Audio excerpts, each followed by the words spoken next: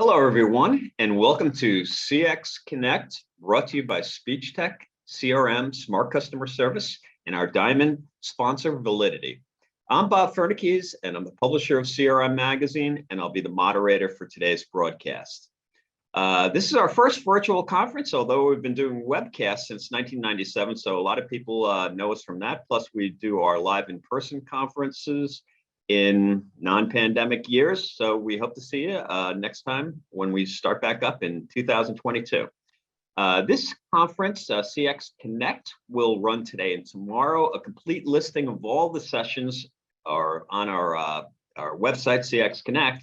So if you want to join something after this or tomorrow, please check our schedule. Our presentation today is titled, You're Ignoring the Most Important Ingredient of Customer Experience, Your Data. Our speakers today are Kate Adams, Senior Vice President of Marketing for Validity, and Jeff Foley, Senior Director of Product Marketing at Validity. We're just going to listen to a brief video right now, and then we'll start up right after the video ends. The entire time you've been running your business on Salesforce, you've wondered how much you should trust the sales forecasts, your pipeline health, the ability to go and grow in your next quarter. What we've found is that the companies that go and make an investment, not just in the implementation of tools like Salesforce or Dynamics or other great CRM systems, but also a commitment to maintaining the integrity of the data that's actually stored within it, which turns out to be a very important differentiator of companies that have great experiences with having moved everything online into a CRM like Salesforce, and then those that are still struggling. And we work with a zillion companies every day on trying to go and help them get the most out of the investment that they've made in tools like Salesforce, so that now when they're in that management meeting at the end of the week with their leadership, they at least believe the data that is being presented in the forecast or the pipeline health, or the digital marketing customer campaigns that the marketing team wants to go run, or the customer support interactions that our customer support teams hear about. In essence, that's the work that we help with. We help you do a better job maintaining the data that's in your CRM system to grow your business faster.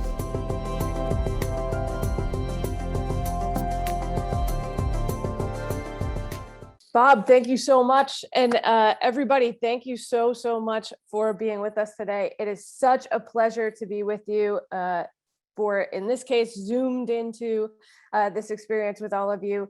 But I want to first start off by saying thank you so much for giving us your most precious asset, which is your time. We really appreciate that.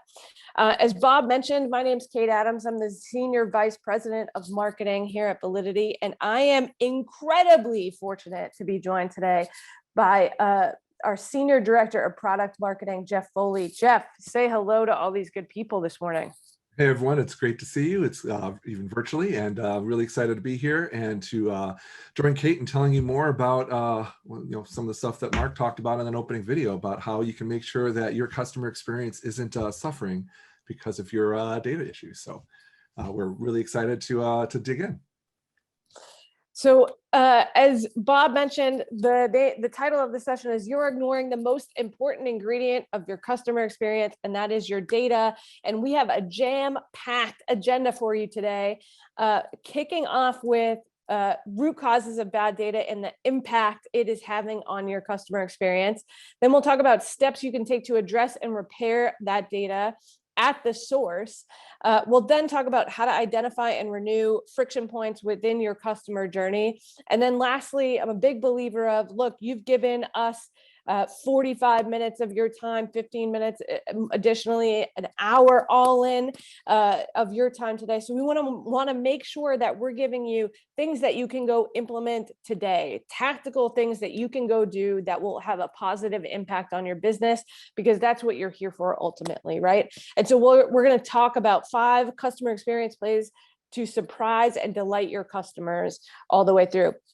But Jeff, let's start off, right, to just kind of ground ourselves in this customer life cycle, and what are we talking about when we talk about the customer life cycle?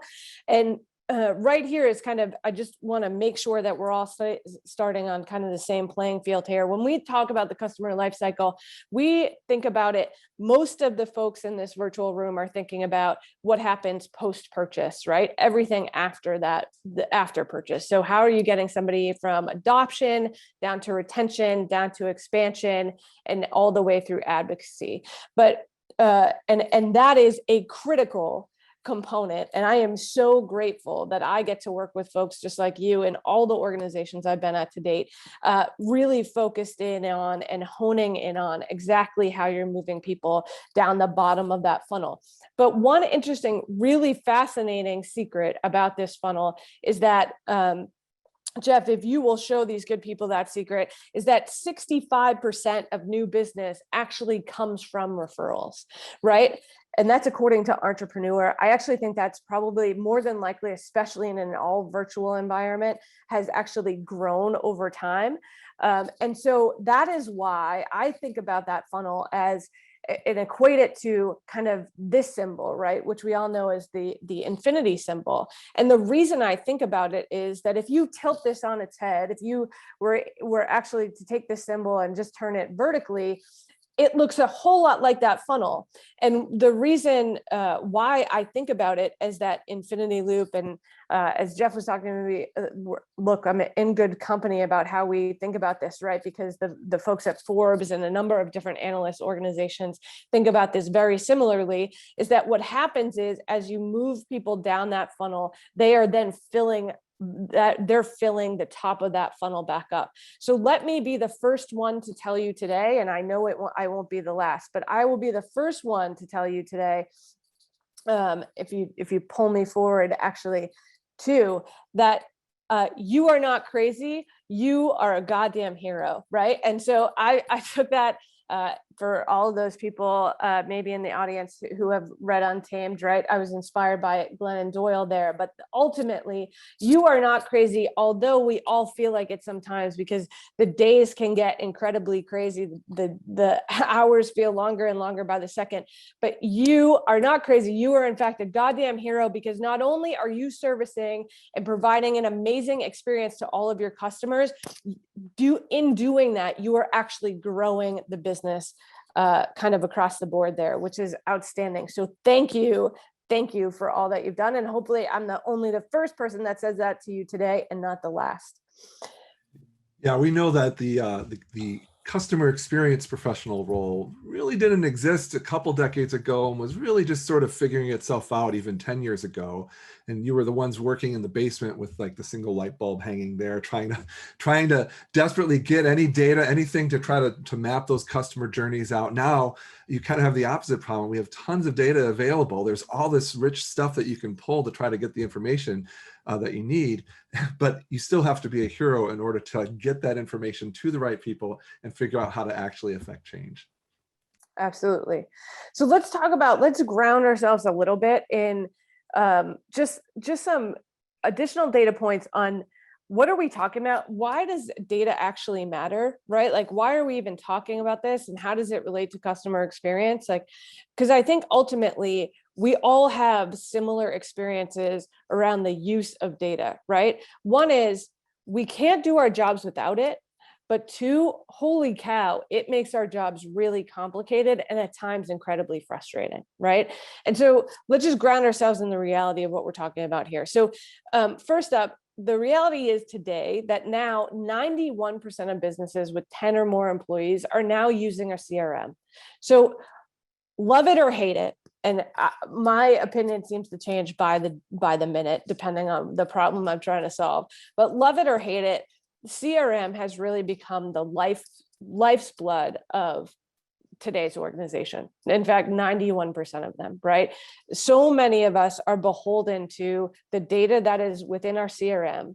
And so many of us, right, have taken the approach of, if it's not in CRM, it didn't actually happen, right? So if the case isn't in the CRM, it didn't actually happen. If it's not marked resolved, you didn't actually resolve the case. If it's not, like, all of that stuff, right, is within the CRM. And now we have all adopted it to such an extent where it becomes religion to so many of us, right? the next point here is that the amount of data that we are that we are in large part putting within that CRM, but also just the amount of data that is being processed today, right? The reality of where we are right this second is that just Google, Facebook, Microsoft, and Amazon, so 4, right, of the big tech today, store at least 1,200 petabytes of information. And if you're like me and read that stat and did not know what a petabyte was, trust me, you're not alone. I also did not know. That's actually 1.2 billion gigabytes of data, right? 1.2 billion gigabytes of data. So there is data everywhere, and our companies are capturing it for the most part, storing much of that in our CRM. It's everywhere, especially in the last 16 months that we've all lived through. There is now more data than ever, because now everything is moved digitally, and pretty much every digital interaction can be tracked, right? So that the amount of data that is being processed today is not going down, right? It is not going to decrease by any means. But the problem with that data is that 25% of the average B2B database today is actually inaccurate, right? According to Serious Decisions.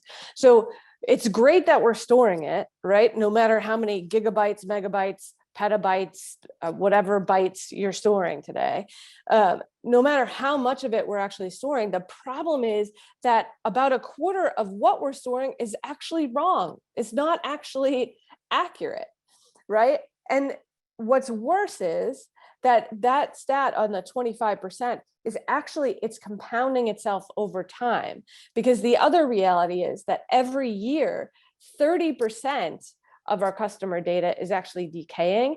And in B2B, that can actually be as high as 70%. So every single year, right, that is getting more and more and more decayed and more inaccurate. And I can also tell you that I don't want to belabor the last 16 months point too much, but I think it's important because it is the reality of where we are, is that these norms in terms of 30% of it decaying year over year, I guarantee that has accelerated exponentially over the last 16 months, just given all that we have been through in terms of, as we were going through the pandemic, whether it was layoffs, as we've been coming out of the pandemic, as it's people changing jobs, right? People have changed pretty much every single thing about their life, whether it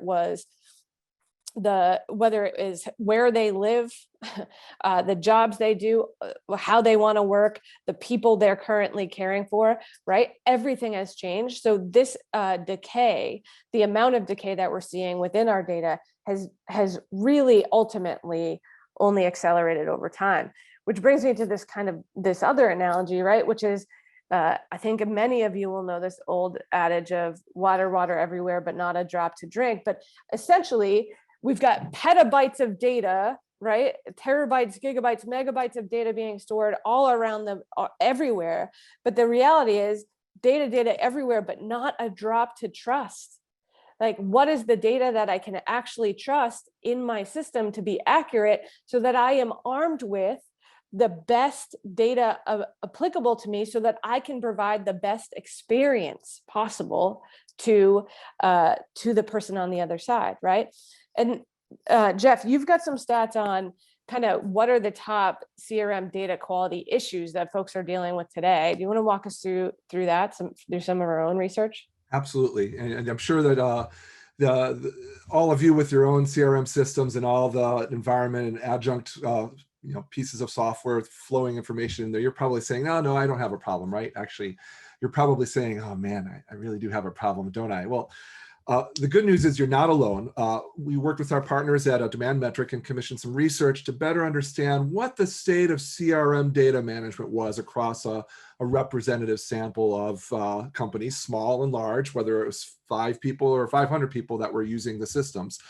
And we saw, if you look down at the bottom, only 5% of the people lied. I mean, 5% of the people said that they didn't have any data quality issues. They're very optimistic. And the other 95% flagged at least one sort of issue: missing or incomplete data, duplicate data, data that was just plain wrong, data that used to be good but was old. If you're wondering what that other data issues section is there, that were people that said they had problems like data in silos or different systems that made it hard to have a single source of truth about customers. So data quality issues are prevalent. They're everywhere. And if you have them, you should feel, comforted to know that you're not alone in dealing with this. In fact, only 27% of the study participants agreed that they had a true 360-degree view of the customer. I know that's the holy grail we all talk about. It's 360-degree view of the customer. I want to have all that information in one place, but doesn't do much good if that information, if that data isn't accurate and it was missing or it's not able to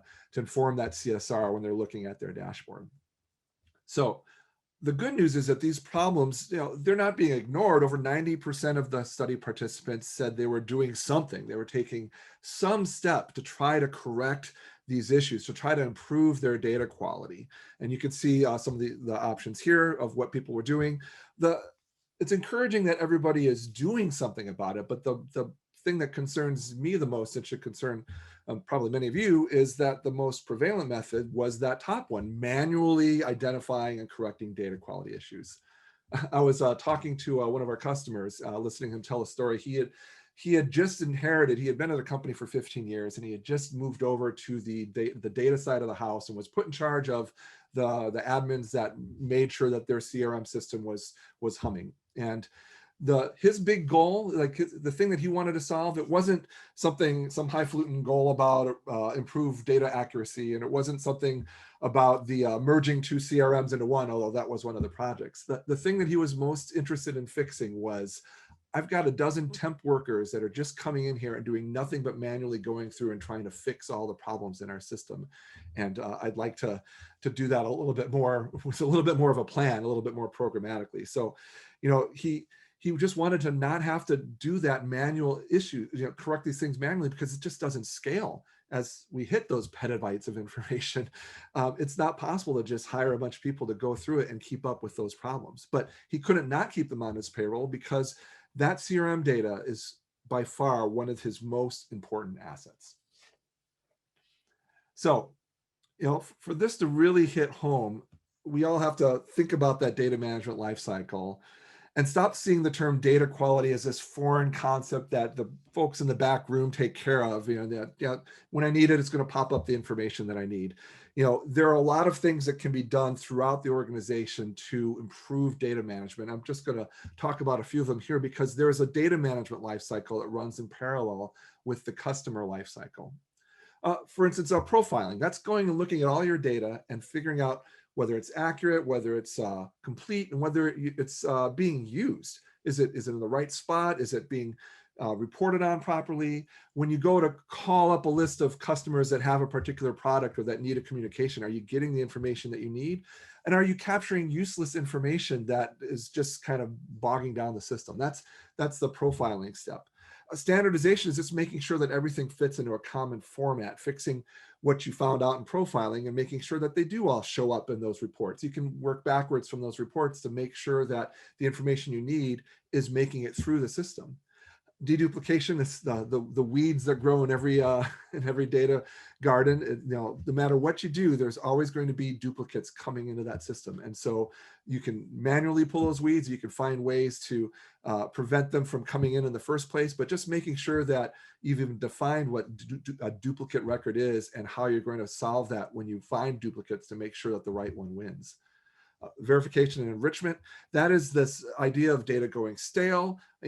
I don't know if you've heard of the Great Resignation. It's in all the news lately. People saying that maybe 20 to 40% of people are going to quit their jobs coming out of the pandemic because they've decided that they've had a year to think about it. Maybe they don't want to go back to the office, or maybe they didn't really want to do this sort of thing. So there's lots of people, as Kate said, who are going to be switching roles, switching companies, switching basic information like where to send that care package. So that sort of verification and enrichment to make sure your data is as complete as possible is a huge part of the data management lifecycle. And finally, the last two, automation and maintenance. As I mentioned, all that stuff that you're doing manually, you want to set up ways to prevent the duplicates from even getting in the system. You want to make sure that fields are validated. You want to make sure that dashboard alerts are pulling the right information. It's at the bottom of this this chart. But as Kate mentioned, this is infinity. You are always going to be going back and making sure that the information that you're getting out of the maintenance is going back and profiled, so that you're making sure that you're not wasting time and effort capturing data that you don't need. So that, in a nutshell, are some of the ways that people are dealing with those problems mentioned on the data side. And I think the most important thing to think about is that the preventative nature of that, that on average it costs, many of you have heard the 1-10-100 rule lots of times, that it costs about $1 to prevent a duplicate, $10 to correct a duplicate, and $100 to store it if left untreated, because they grow and grow and grow. I mean, it's just amazing how much money, how much resources, how much of better customer experience and retention can be delivered if your support team is not looking at incorrect information, going to the wrong file when somebody calls in or emails, and missing the last conversation that they had. All those elements that make for a poor customer experience. Jeff, I love that. And I think a really interesting point on this is, like, I think that many of these folks can be sitting here being like, this is really interesting. I didn't really know all of the infinite data management kind of life and data management life cycle that we've laid out there. But hey, guess what? That's not my role, right? Like I've got to provide an amazing customer experience, and like, I can't be bothered with this. But and I know that we'll talk about data governance and seats at the table and making sure that that all comes together in a minute. But I think a really important part about, or a critical component and how I think about data, right? Because from a marketing perspective, you and I are beholden to our data as well. And so I have to actually care about this passionately, because it is the only way that my team can be successful. Right. And I still think about that from a customer experience side, which is like, if your team, right, who are on the front lines are trying to provide an amazing customer experience and speak with customers and provide this really these incredible experiences for customers that will grow an amazing affinity to their brand. In order to do that, this is the foundation on which you build on top of that. And so really understanding how this all ties together and understanding exactly how you can instruct your organization to be thinking about this process. Now you can instruct your organization to really be mindful of what we would say is its most valuable asset, which is its data, right? Outside of people, brand, like data is an organization's most valuable asset. In many cases, it's been many of the time the reason why companies have been acquired for millions, if not billions of dollars, right? And so it's so incredibly important for the success of your team, right? This is how you become an even bigger hero than you already are, in terms of not having to worry about your team's taking care of and manually manipulating, which many folks are doing today. The only way through is to manually manipulate and care for all this data. That's not true, right? There's a way to automate it. How do we get you out of the data entry side of the business and into doing the work that really fulfills you, that gives you such purpose, right? I think is so important. Jeff, I know also we've got 67% of businesses that are relying on their CRM data to segment and target their customers, right? And so if that underlying data is just fundamentally incorrect, and I deal with this all the time, we deal with this all the time working from a customer marketing perspective in terms of, hey, the data has to be clean so that I can understand what they're a customer of, what plan they're on, what I could be upselling them to more, how I can understand if they've had issues or had underlying problems with their data, right? Like, or had underlying problems with our solution. I need strong data in order to understand, hey, this is the healthy cohort of customers that we have. These are the customers that are unhealthy, and this is where I need to focus my time. That's one example of segmentation and targeting, right? That if if all of that is grounded off of faulty data, man, you're not gonna, it's not a good look when you're talking to a customer and saying like, hey, you have all these issues, when in reality, no, they don't. They're perfectly healthy. They're perfectly satisfied.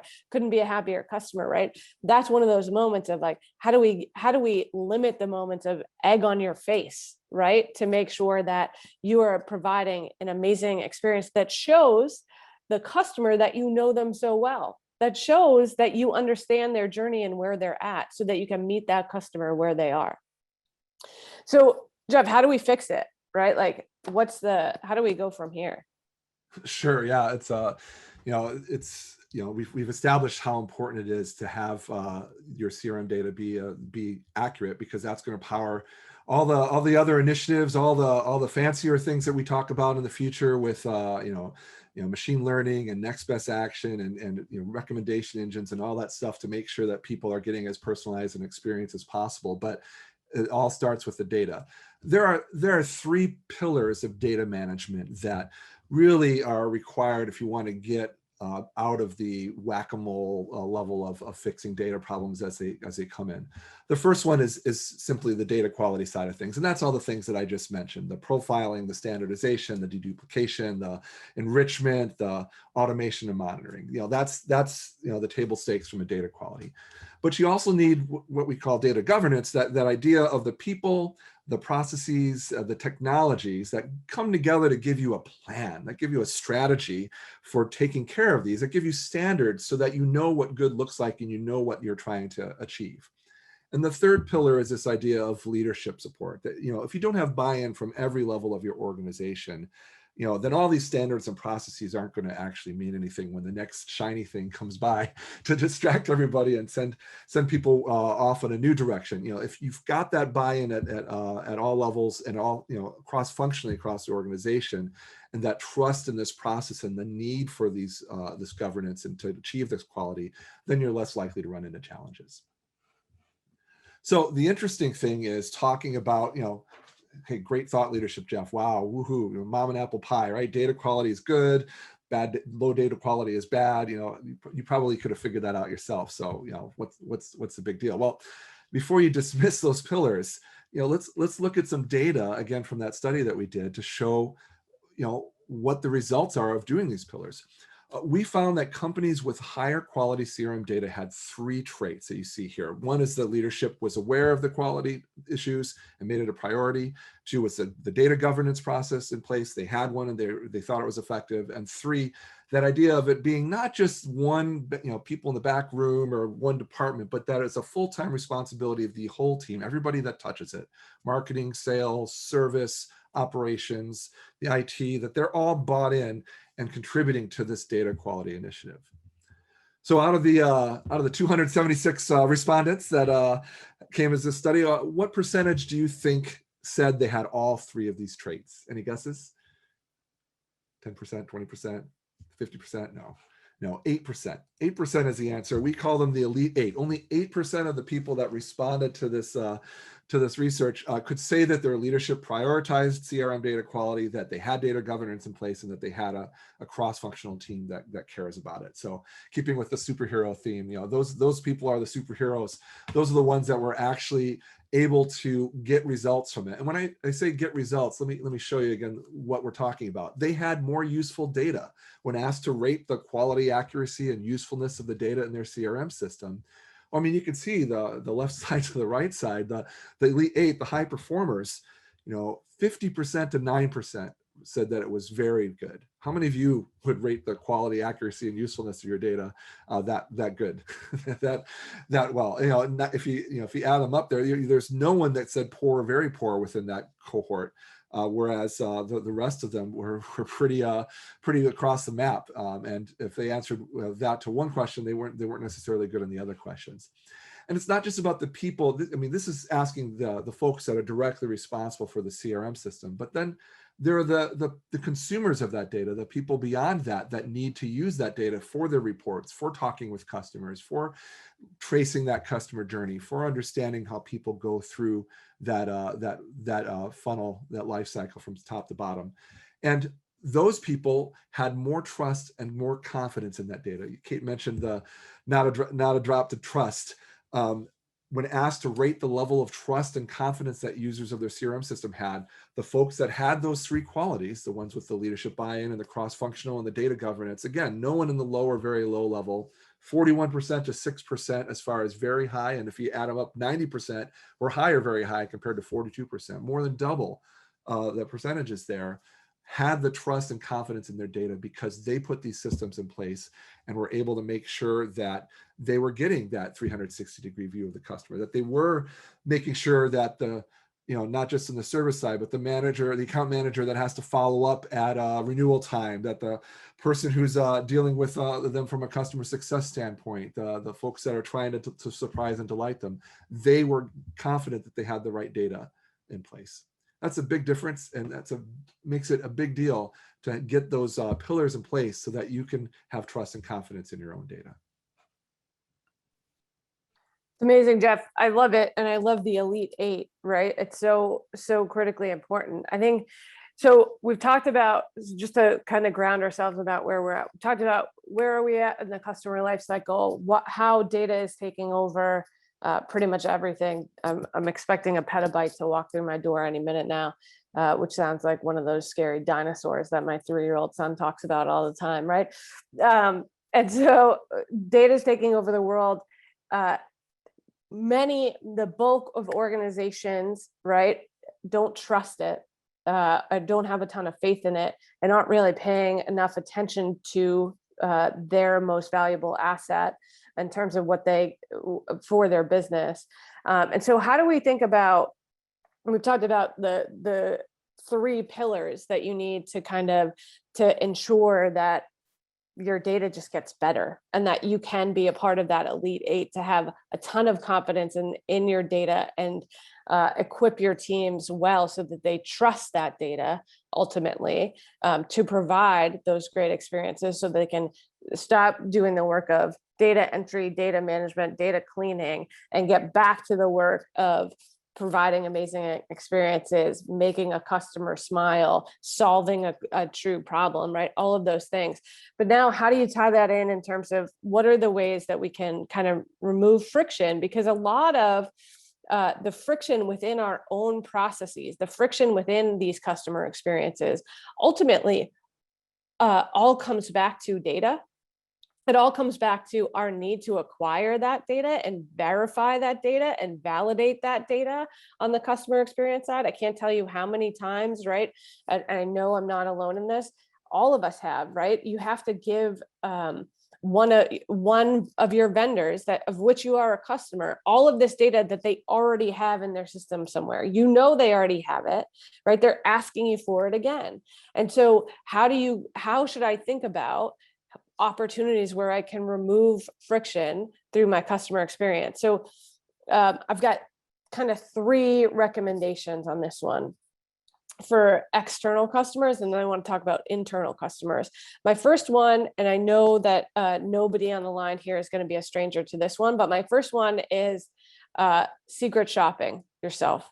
How often are you, which I know, given the turmoil of the last almost year and a half that we've all lived through, some of this may have fallen off of our purview in terms of like, hey, look, we've been just trying to keep the boat together here. We've been trying to keep all rowing in the same direction. And that's what we've been more focused on. So I think what I'm hoping is, as we emerge from this world health crisis, that we can all kind of get back to basics a little bit here and get back to some of the fundamental things that we all have been doing. But the first one is, how are you secret shopping yourself? How are you making this a priority? So how are you literally going through all your own customer flows today and understanding that experience just from an external perspective?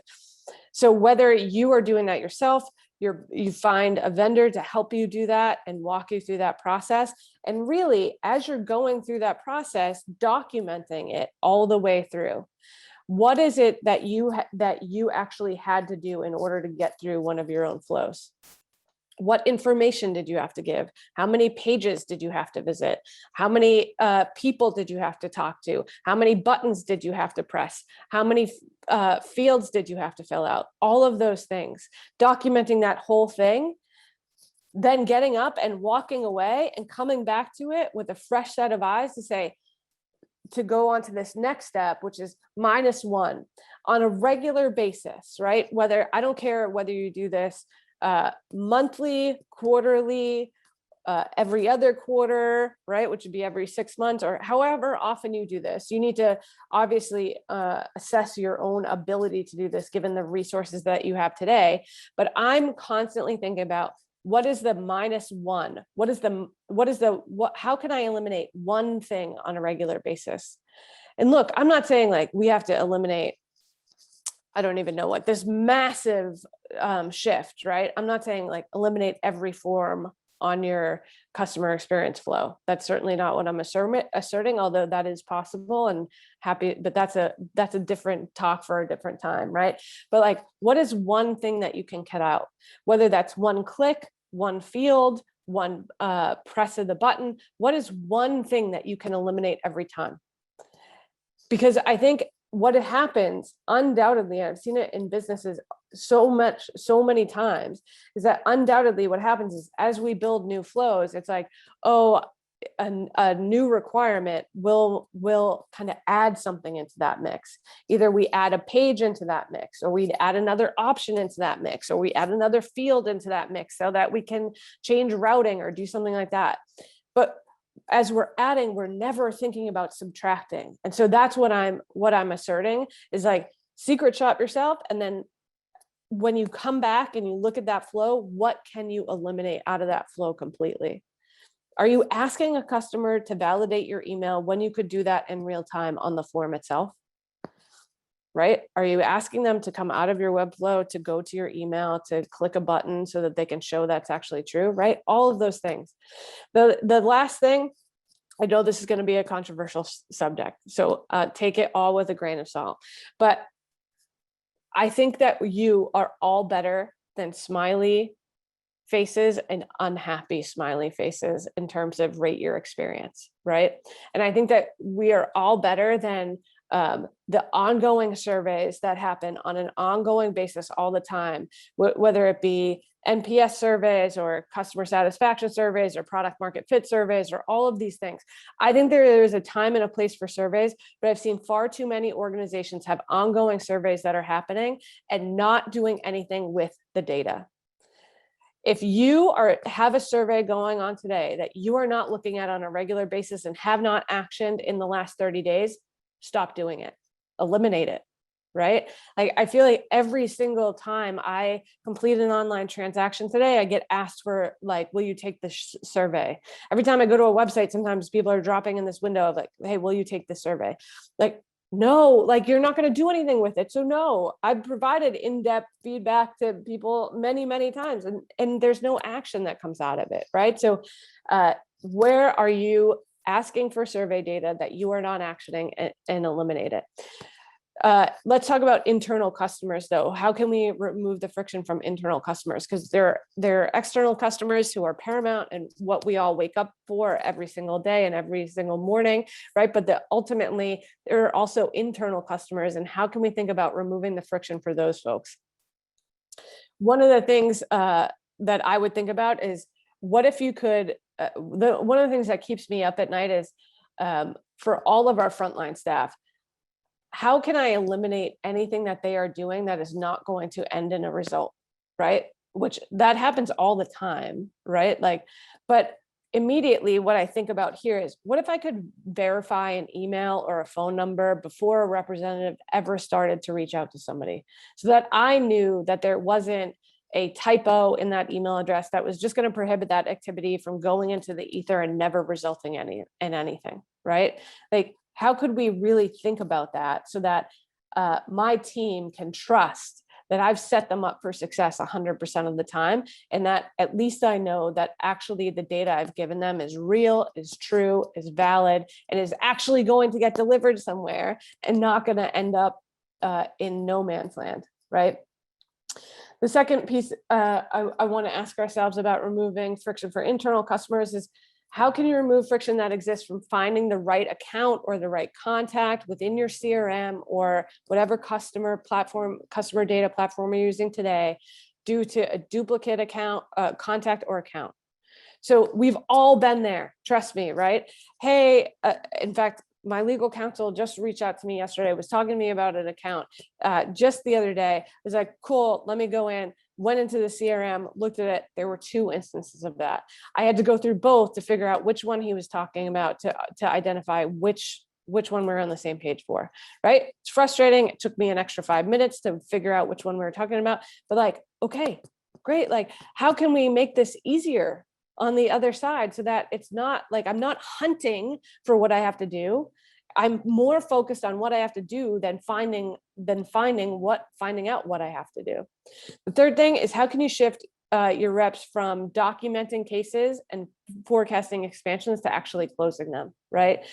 So much of what we talk about today is all around, again, I talked about this at the start, but how can you shift your reps from documenting things into actually doing things that matter, making customers happy and generating more revenue, right? If we could do those things and have them focus on those pieces, we would be incredibly happy. All right, let's get into 5 plays, Jeff. We're going to fly through these. We got 5 plays here. Let's dive into the first one: celebrate and commiserate.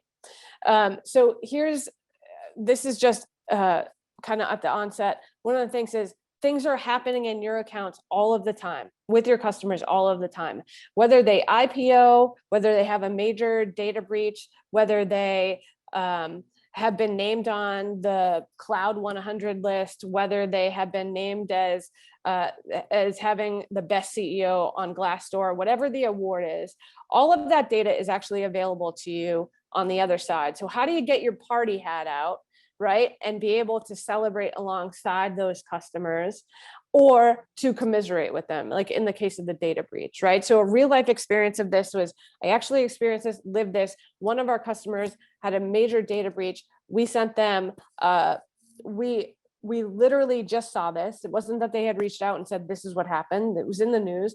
We saw that we were able to gather this data, and we sent them cookies, right? And said, look, you're going to need some sugar to get you through the long nights and some of that energy. And like, maybe you need to cry into a cookie. It's okay. We're here for you. It had nothing to do. We weren't a data vendor of theirs. We weren't anything as it relates to that instance, right? But it was just, hey, we saw this happen. We're here for you, right? Just because we're a vendor of yours, and we love you guys, and we hope that you're okay. Same thing on the party and the good times. How are you celebrating with folks? All of that information, by the way, is available to you from any number of data vendors, right? Like whether you're using scoops through Zoom Info that are actually telling you about all the great things that are happening, all of that is available to you. How are you equipping your reps to do this? Play number 2. Follow up for following up. So this kind of goes back to my survey piece, but and actually I do believe that that you actually can do this in an automated fashion while still feeling genuine. But instead of following up with, how would you rate your customer service experience today? Smiley, sad, or just blank face or straight line across the smiley face. How are you just really genuinely following up, which is like, hey, you submitted this ticket last week. You had a problem about X, right? I just wanted to follow up just for the sake of following up. Is it still resolved? Does everything still look okay? Or are you experiencing this issue again? Many of you will come back to me and say, that's going to automatically create another case, and then I have to go service that, and our volume's going to go up. But I promise you that you will have happier customers as a result of it. I promise you will have happier customers because you did that. And it's just like proactive, moving from that reactive to proactive kind of outreach on the other side. Next up, a champion on the move. We've talked about this. I don't know about all of you, but InMail seems to be inundated, especially now that the world is a smaller place, because we're all working from anywhere. if it weren't for my children that were weighing me down here, I'd probably be in Oahu somewhere on a beach doing this presentation. But school systems don't travel well. So, but anyways, champion on the move. So many people have found new jobs recently, right? Except apparently for all of the folks going into the big retirement, which I'm not one of them. So I'll be here. Hit me up on LinkedIn whenever you want. But so many people have found new jobs. How are you doing two things as a result of that? One, how are you making sure that champion stays a champion and self-servedly, I admit this is self-serving, bringing you along for the ride with them into their new organization, right? Because they've been such a happy customer at their current organization. If possible, how are they bringing you along for the ride, and how are you celebrating that? So, how are you sending either a bottle of champagne or anything, right, to celebrate that person got a new job? And then how are you also reaching out to that customer who just lost that employee to help them backfill that role, right? It can be as simple as like, hey, we have this customer who's now hiring for a CRM admin position, and you posting that on their social channel. Like, it is as simple as that, right? That can go such a long way. But how are you helping on both ends? Because both of those things are true and can lead to creating genuinely better experiences. Next up, create connection. So look, there's nobody I know better than customer experience folks who create connection better, right? You guys are champions of this. You do this incredibly well within your own communities, but you could also are connectors by nature, right? And so how are you creating connections? And a vendor of mine just did this for me. Is we are moving to an account-based marketing motion. She knew of a customer of hers. This doesn't help her in any way other than keeping me happy.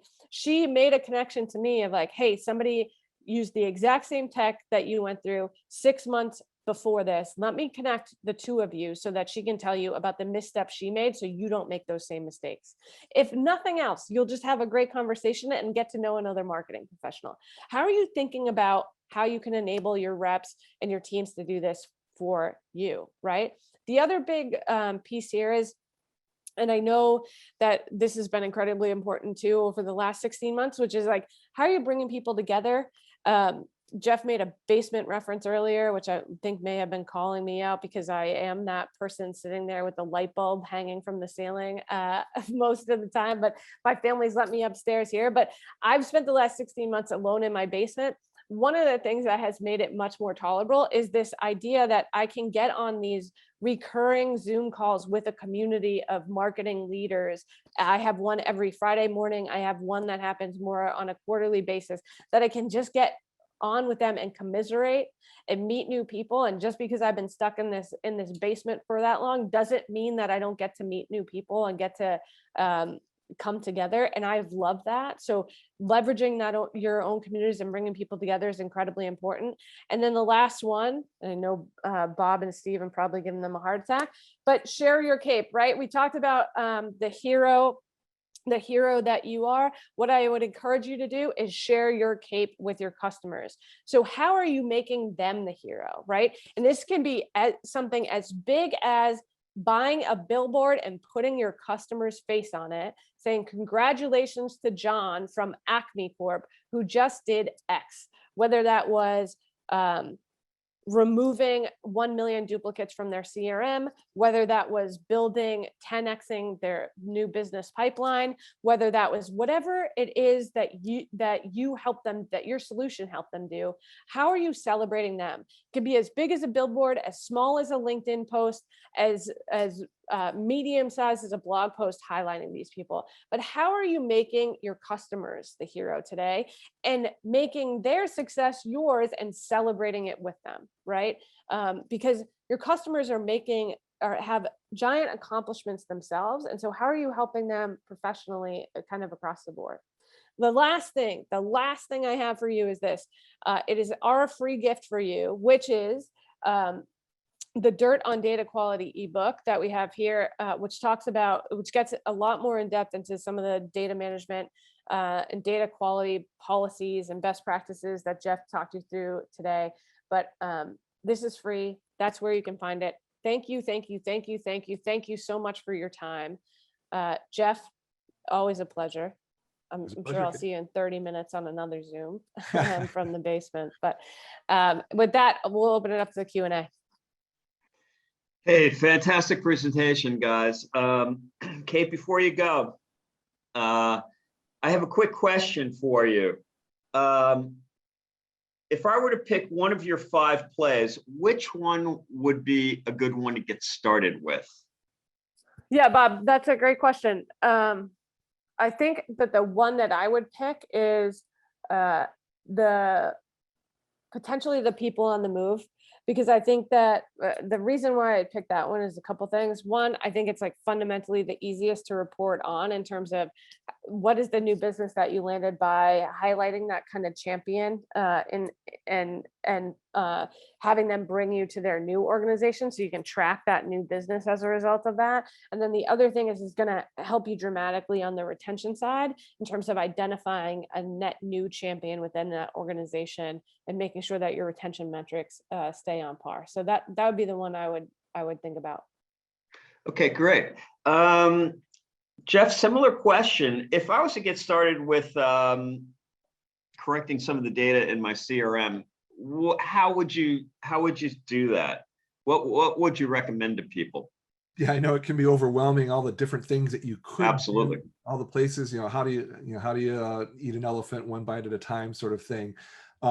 I found that from some of the companies that we've talked to, sometimes the best way to do it is to start with the reports. Like, what is the information that those consumers of the data are looking for? And then work your way backwards from that report to say, all right, well, if I'm expecting this information, what's not making it to that report? Which fields aren't standardized, so I'm only getting incomplete information when I say, show me everyone that has this product, or show me everyone in this Northeast territory, but people have entered Northeast as NE or Northeast or North or other things like that. That's sort of, that's the basic, like, getting your hands dirty stuff that will help slowly make those reports usable, and you just work your way back from that.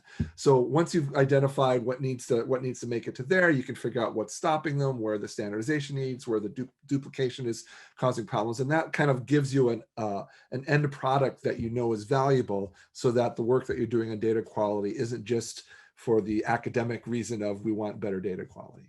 Great. You guys started off really doing a great job explaining the pain point, especially over the last year with so many people, lives being disrupted. And we all know that business runs on data, whether it's data driven or data as the raw material for AI and machine learning and recommendation engines and all the rest.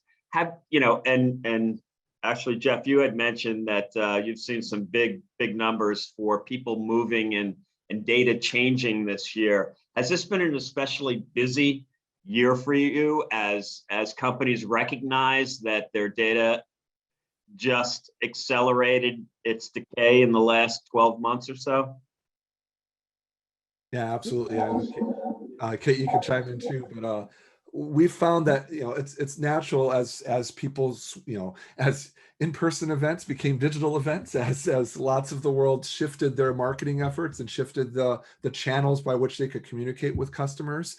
Naturally, the demand for data became that much higher, and that exposed some of those weaknesses that people had as far as the places where they weren't able to keep up, where they did have to hire a bunch of temps to try to keep up with the data that was giving them issues. And so that acceleration of all things digital really started to make anyone who's in these roles realize where they needed to do better. And now that we're hopefully getting back to a next new normal, we will see that while those other channels come back and we start to spread back to some of the marketing efforts we did before, that demand for good quality data is not going away. That people are still, now that they've seen what you can get from it or seen what the problems are, they're going to be investing even more in that because they realize that data is a crucial asset for them.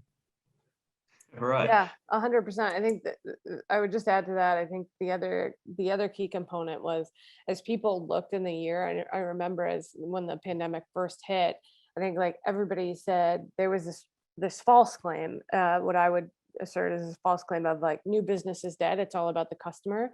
I think the great point on that was people started investing more in their customers, as they should have been all along. Right. And the heroes on this call certainly got elevated more than ever before. But I think the other component of that was people realized the state of their customer data and how and what tough shape it was in. And so I think it became even more important. And I think the other side of our business in terms of what we do for email marketing became exponentially more important. Email marketing doubled over the course of this last year. So that people being able to reach the inbox became even more important for folks as well. So we've been incredibly fortunate that it's been a good year for us. That's great. Hey, Kate, I really love the way you call out people as heroes, because I think everybody needs a pat on the back after the last 12 months or so. It's been a tough year, and people have really stepped up, and that's really fantastic to see. And I think you guys are really well positioned, because people really see that, hey, you know what, we need to get our data in shape, because that's what everything runs on these days. So, hey, listen, I think we've run out of questions here. So I'd like to thank everyone that joined us today, and especially like to thank our speakers and our speakers and Validity for sponsoring this session. Our winner today is David Esterbrock. He is the winner of the $50 Amazon gift card. Congratulations, David. And I'd like to thank our speakers, Kate Adams, Senior Vice President of Marketing at Validity, Jeff Foley, Senior Director of Product Marketing at Validity. If you'd like a copy of the presentation or like to pass it off to one of the peers or colleagues in your company, you can use the archive address, which we'll send you in an email. Don't worry. It'll be archived. You can read all about it on Destination CRM as well. And we've got another session coming up in a half hour at 12:30 p.m. Eastern on AI-driven interaction insights powering the future of real-time work. So thanks for joining us, everyone. Bye-bye.